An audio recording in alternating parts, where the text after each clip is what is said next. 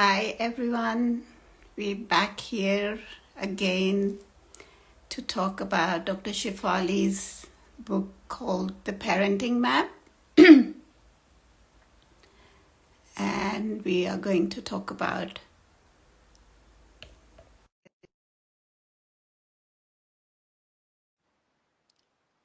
the third chapter that talks about control. Hi Anna. Hi Punam, hi everybody. Yeah, I was just saying that we are going to talk about the chapter Relinquish Control. Step number Yeah. 3 in the parenting map, although just a reminder again, this is not a linear process. So if you are reading the book um, and you feel the need to skip a chapter or go to something else, feel free to do so. It's all about what's hitting you. And the steps can be taken in any one order. But we will talk about them in the order, so we follow the book a little bit. So yes, today we're going to talk about control. And we are not trying to control the process. And we're not trying to control the process. Let's see how good we do. Cool. Yeah. I think we can start by defining control, first of all. Right? What is control? And as I was thinking about it, maybe even better than a definition is what motivates control. If we can figure out what motivates the need to control our way of parenting in our children's lives, then we have a base to start from. Yeah, definitely. So, my biggest need for control was fear. I was fearful. I always thought, like, until I came across this way of looking life, like I had never reflected back on how my behavior was impacting my child, but I was always reflecting on how I need to make sure that they turn out good, as the society says, the checklist of good. And yeah, I was fearful, like if I don't tell them, if I don't stop them from doing what I think is not good, then I'm not doing my job as a parent.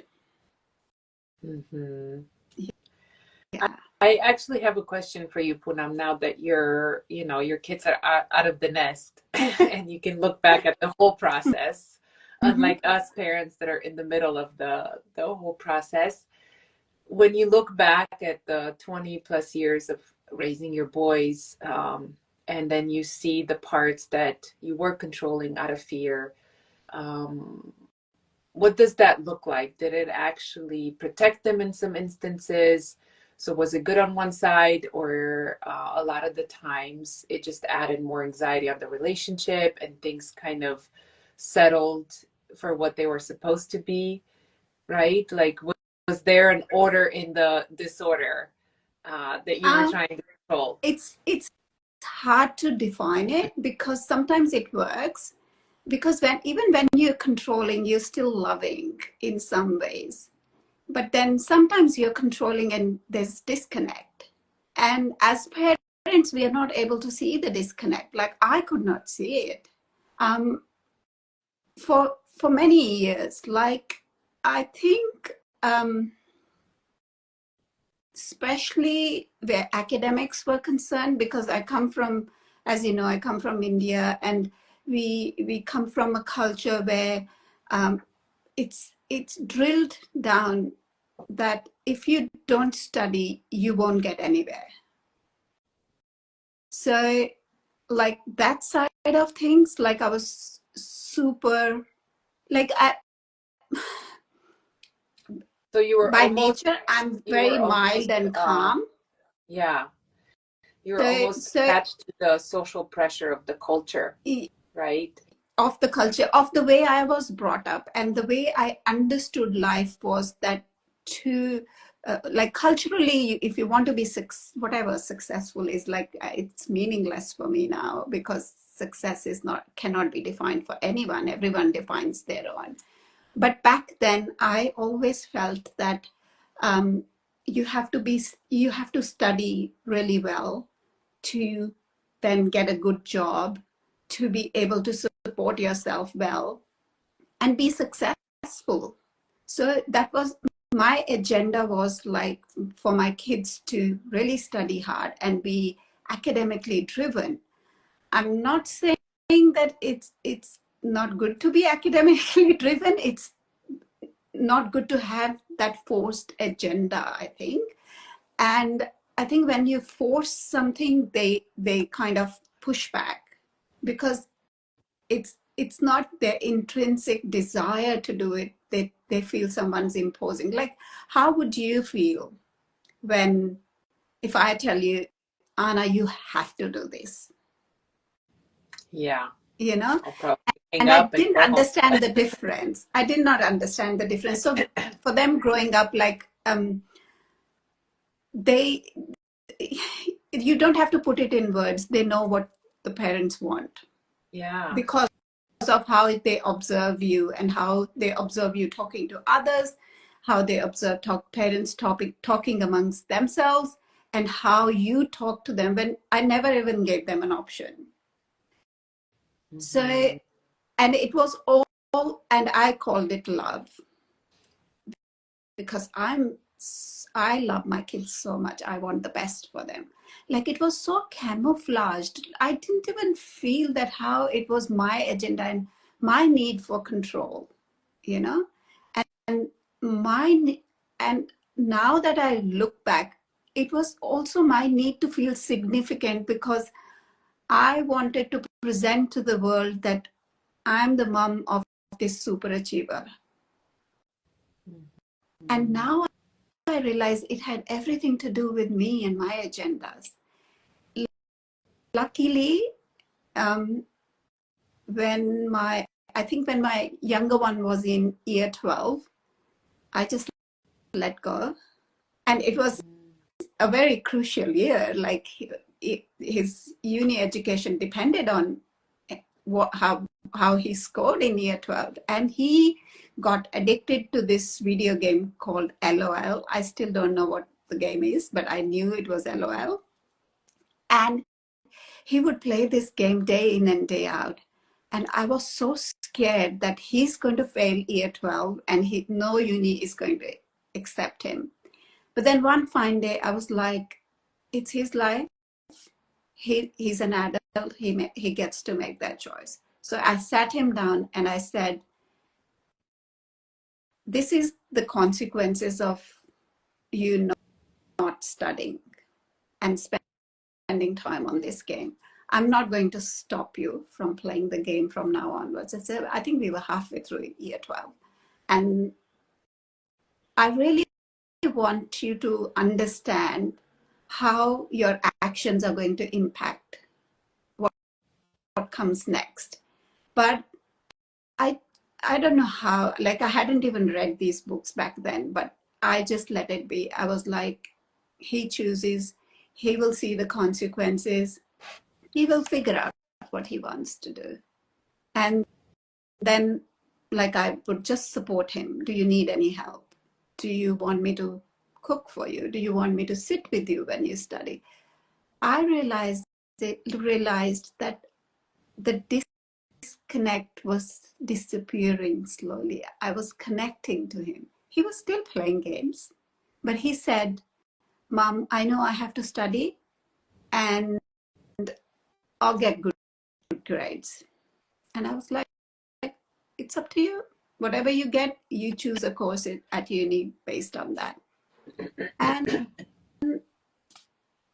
I never stopped him from like playing games, never stopped him from anything. Like, he was I think that's socializing. the hardest part, right? Because I bet a lot of parents would think, well, he's already doing something wrong, playing way too much. But that's also, up to us. And of course, we can't be in control of that because the world is so complex, and it's not just about, as a parent, saying, no, you're not allowed. That has an effect on their social development and their belonging in a peer group and all of that. So it's very difficult to navigate all of this, and we have to remember to take it into context, right? So the more we control and stick to our own agenda, the more the resistance of the child comes up. And that's our clue to know that we're doing it wrong, because children are attuned to us way better than we are with them, because they're attuned to us 100% from birth, right? They rely on us, they attune, they feel what we feel, and that's how they navigate life. And then as they grow, they start to, some of the attention goes outside, and but they're still very good at attuning with us. So they know as soon as they either get scared or bring up resistance, right, from a fight or flight response, that's when it's best for us to take it as a clue. I've gone too far. I'm not attuned to my child. And if I'm not attuned and there is no connection, then we cannot get to the bottom of things. We cannot resolve whatever the issue is. So that was beautiful, where you kind of surrendered, and that's when the caught connection yourself. happened. Right? You caught yourself being like, okay, I'm too stuck. I'm thinking of the school and I'm not looking at my child. And because I'm looking at the school, my child is probably playing more video games, because that's kind of how it goes. And then when we redirect and we look at the child with this tone of collaboration, right? I was thinking today, like, what's the antidote for control? And the only thing that came up to mind was collaboration. And if we have a conversation with the intent to collaborate on whatever disturbance we're dealing with, we have a great chance of connecting to our child and getting to a resolution. Whereas if I want to control the situation, I'm stuck to my point of view. And then if I drill that, endlessly, I will only get more of my child's reactivity. And so it's this kind of dance back and forth of being in awareness, of observing ourselves, observing the child, taking 2 steps back, coming back to the conversation. And children actually appreciate that, because they feel this like back and forth, and they don't need us to know all the answers. They don't need us to create this secure path out where we can assure them that everything is going to be okay every single time. No, that's not real life. And they don't actually need that, because this is why they're with us for 18 years. So they can learn to be resilient, and they can experience discomfort and hard experiences at every stage, right? What hard means for a 7-year-old is different than for a 16-year-old. But if we're there to support them and join them and walk, like the chapter says, walk parallel with them. Don't walk in front of them and drag them after your vision. Walk in parallel and kind of go with them. When they go off to the side, go with them. See, what is that about? What are they looking at? What are they interested in? And then, if you're always there with them, they know how to come back. She very nicely puts it. She says we are not advocating hands off. Yes. It's not that you don't care for them anymore. It's just that don't go with the mindset of control. We just have to shed that mindset, not the support. Yeah, exactly. Not so easy. That's very not easy. But, yes, if we start and remember that the need for control comes out of fear and anxiety, and our need for assurance is primarily our need. I need to know as a mom that my child is good, because then I can move on and go to work, and and so, but it's a bit of an illusion, because we don't know what life brings up, and we get kind of caught off this need for everything to be okay always, and then we get busy because of it, right? When things are okay and safe, then we get really busy, and when we get really busy, we take our attunement, our connection, our eyes off of our children, and then that's exactly where the kid does something to pull back your attention, because there is no way to parent where your attention is not on your child. You have to, we have to be attuned to them more or less all the time, right? Not every minute of every day, but just an overall attunement. You have to Yeah. know who your child is. You have to know what they do and why they do what they do, Yeah. and kind of work with that. And we have so many years, thank goodness, and our children Yeah. are so forgiving, because they live in the present moment. They move on and on and on from each experience, and we have an opportunity to just show up differently. We don't have to fix the past. We don't have to fix the mistakes we've made with them. We just have to show up differently and then be, consistent in that. And then Yeah.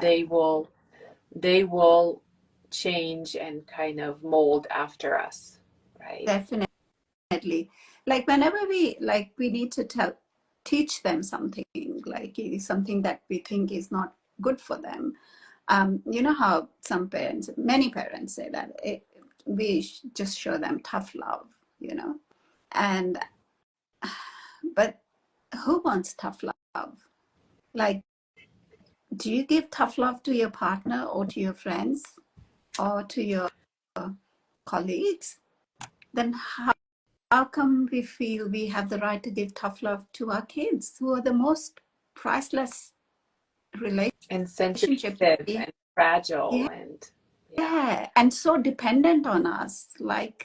Um, like most of the times, they would do things for you because they don't want that love withdrawn. We fail to see that. Like we have blinders. I had blinders because that's how we learn.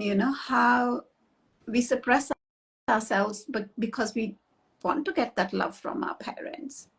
So how about we teach them everything that we want to teach them? We're not saying that we shouldn't teach them, but how about we teach them with empathy, with compassion, with communication, with connection, with love, the way we treat other adults in our lives.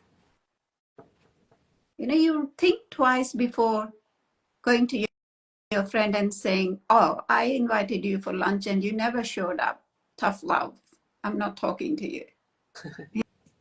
You know, we won't Yeah. withdraw our love from our friends, from our partners, And I think but we do it's that all the important time. to mention here that you might feel a bit of hurt, right? It's normal to feel a bit of hurt, but as a mature adult, you can separate the hurt and not project it onto like the friend, right? So we would be like, hey, I really wanted to see you today for lunch, but I get it. You had an emergency or something else, or you forgot. It's absolutely normal to even forget.